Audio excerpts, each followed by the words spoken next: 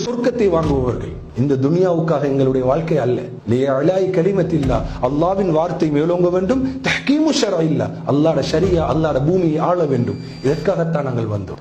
சிலாஹ் என்று சொல்லக்கூடிய இந்த ஆயுதத்தை சுமந்ததின் மூலம்தான் நாங்கள் உயர்வை அடைந்தோம். இன்றைய தினம் அல்லாஹ்விற்காக அவனுடைய பாதையில் உயிரை கொடுக்கின்ற ஒரு உன்னதமான இபாதத்திற்காக நாங்கள் எல்லாம் ஒன்று திரண்டிருக்கிறோம். அதுதான் அமலியா அல் இஸ்திஷாதியா, வீர மரண தாக்குதல், தற்கொலை தாக்குதல். எங்களது இந்த தாக்குதலில் கிறிஸ்தவ தேவாலயங்கள் இருக்கிறது. எதற்காக கிறிஸ்தவ தேவாலயங்களை தெரிவு செய்தோம் தெரியுமா?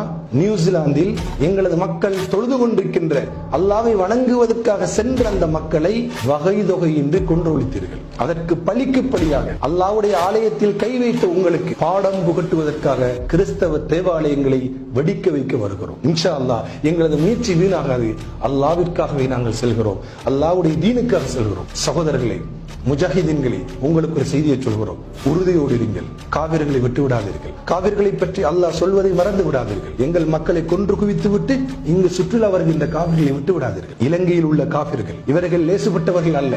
இவர்கள் அல்லாஹ்வையே ஏசியவர்கள். லஃப்துல் ஜலாலா, கண்ணியமிக்க அல்லாஹ்வுடைய வார்த்தையை பன்றியில் எழுதி ஆர்ப்பாட்டம் செய்தவர்கள். அல்லாஹ்வுடைய மர்மஸ்தானம், அல்லாஹ்வுக்கு மர்மஸ்தானம் இருக்கிறது என்று கேவலமாக பேசியவர்கள். எங்களது நபியை தரக்குறைவாக விமர்சித்தவர்கள், குர்ஆனை எரித்தவர்கள், பள்ளியை உடைத்தவர்கள், அல்லாஹ்வுக்கு இணை கற்பித்து வாழுகின்றவர்கள். இவர்களை குர்ஆனில் அல்லாஹ் சொல்வது போன்று ஃபக்துலுல் முஷ்ரிக்கீன ஹைது வஜத்துமு, முஷ்ரிக்குகளை கண்ட இடத்தில் நீங்கள் கொல்லுங்கள் என்று அல்லாஹ் சொல்கிறார். முஷ்ரிக்குகளை கண்ட இடத்தில் கொல்லுங்கள். அவர்களை உங்களை நோக்கி வெடிக்க வைக்க நாங்கள் கொண்டு வருகின்ற மருந்து இருக்கிறது, அது எங்கள் கரத்தால் செய்ததுதான். ஒரு காபிருடைய பணம் அதில் இல்லை, ஹராமான காசு அதில் இல்லை. எந்த காபிரும் எங்களுக்கு உதவவில்லை. காபிர் எப்படி எங்களுக்கு முஜாஹிதீன்களாய் எங்களுக்கு காபிர் எப்படி உதவி செய்வான்? நாங்களே மருந்தை செய்து உங்களை நோக்கி கொண்டு வருகிறோம். மறுமையை மாத்திரம் நம்பும் சஹரானும் அவனது சகாக்களும் தாக்குதலின் நோக்கத்தினையும் அதன் பின்னணியினையும் தாங்கள் உயிருக்கு மேலாக நேசிக்கும் திருக்குர்ஆனின் வசனங்களுடன் ஒப்பிட்டு சத்தியம் செய்தும் கூட மேட்டுக்குடி மேலாதிக்க சிந்தனை கொண்ட போலி தேசியவாதிகளும் புலி பினாமிகளும் கிழக்கில் தலைமைத்துவம் வளர்ந்துவிடக் கூடாது என்பதற்காகவும் அதற்கு தடையாக இருக்கும் பிள்ளை இல்லாதொழிக்க வேண்டும் என்ற ஒரே நோக்கோடு ஆசாத்தின் போலியான புகலிட கோரிக்கையினை முன்னிலைப்படுத்தி ஈஸ்டர் குண்டு தாக்குதலை கிழக்கு தமிழருக்கென்று காணப்படும் ஒரே ஒரு தமிழ் கட்சியான கட்சியுடனும் அதன் தொடர்புபடுத்துவது போலி தேசியவாதிகள் தம் சொந்த இனத்திற்கே செய்யும் வரலாற்று துரோகம் என்பதனை எம் சமூகம் பகுத்து உணரும் நாள் வெகு தொலைவில்.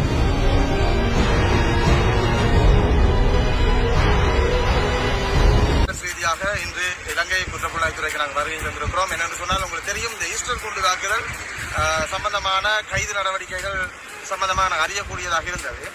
உண்மையிலே இந்த ஈஸ்டர் குண்டு சம்பந்தப்பட்ட விடயத்தில் எங்களுக்கு பலதரப்பட்ட கேள்விகள் இருக்குது. அதில் நாங்கள் பாதிக்கப்பட்ட சமூகம் என்ற அடிப்படையில் நாங்கள் இலங்கை குற்றப்புலனாய்வுத்துறைக்கு நாங்கள் ஒரு முறைப்பாடு செய்ய வந்திருக்கிறோம். என்னென்றால், இந்த ஐஎஸ் குண்டு தாக்குதலிலே நேரடியாக சுட்டி காட்டப்பட்டு இன்னார்கள் தான் தொடர்பில் இருக்கிறார்கள் என்று அசாத் மௌலானா என்று சொல்லப்படுகிற ஒரு நபர் சாட்சி வீடியோக்கள் வழங்கப்பட்டிருக்கிறது ஊடகங்கள் வாயிலாக.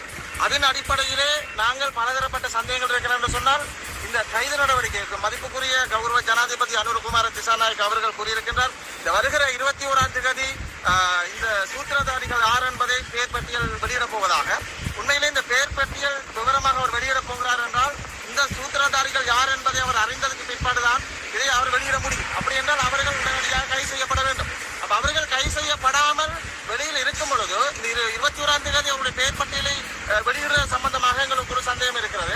ஆகவே அசாத் மௌலானா என்பவரை இலங்கை குற்றப்புலனாய்வுத்துறையினால் கொண்டு வரப்பட்டு இலங்கையில விசாரிக்கப்பட்டு நேரடி வாக்குமூலம் ஒன்று எடுக்கப்பட்டு அதனூடாக சாட்சியங்களோடு அவர்கள் கைது செய்யப்பட வேண்டும் என்பதை இந்த இடத்தில் நாங்கள் முறைப்பாடு செய்ய இருக்கிறோம். அசாத் மௌலானா என்பவர் நேரடியாக இந்த குற்றச்சாட்டில் அவர் கொண்டு இந்த குற்றத்தை அரசாங்கத்துக்கு தெரியாமல் மறைத்தமை, இரண்டாவது இந்த குற்றத்தை தடுக்க தவறியமை, மூன்றாவது ஒட்டுமொத்த சமூகத்துக்கு நடக்க இருக்கின்ற இவ்வாறான ஒரு துன்பிய சம்பவங்களை பாதுகாக்க தவறியமை சார்ந்த விடயங்கள் நாங்கள் முறைப்பாடு செய்ய வந்திருக்கிறோம்.